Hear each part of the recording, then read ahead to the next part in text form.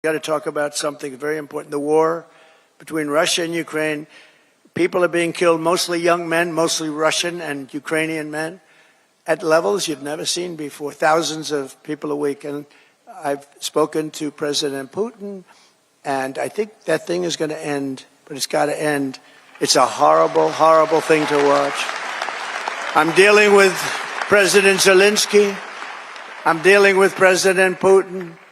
I'm trying to get the money back that, or secured, because, you know, Europe has given $100 billion. The United States has given $350 billion because we had a stupid, incompetent president and administration. 350.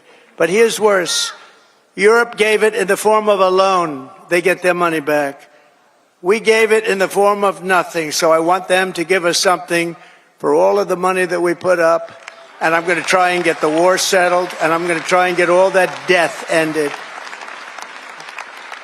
So we're asking for rare earth and oil, anything we can get, but we feel so stupid. Here's Europe, and you know, it affects Europe. It doesn't really affect us, except we don't like to see two things. Number one, how Biden got us into this thing in the first place. Terrible. But why is it that he didn't ask for equalization? Europe should put up more money than us. But even if you said the same thing, how come we went so far out front? And he didn't know that Europe gets his money back. They did it in the form of a loan. We don't get our money back. We get nothing. So we're getting our money back. We're going to get our money back because it's not fair. It's just not fair. And we will see, but I think we're pretty close to a deal, and we better be close to a deal, because that has been a horrible situation. It would have never happened if I were president. And by the way, October 7th, Israel would have never happened if I was president, too. It would have never happened. Iran was broke. They had no money for Hamas or Hezbollah. They had no money to give. Everybody knows that. Jewish people in the audience know that. Iran was broke. They were not giving money around. And when I got out, they took all the sanctions off Biden, and Iran became rich very quickly. With oil, you can become rich very, very quickly. And the rest is history. What a horrible thing. Even though the hostages are coming back, I saw it this morning where we got 6 more back.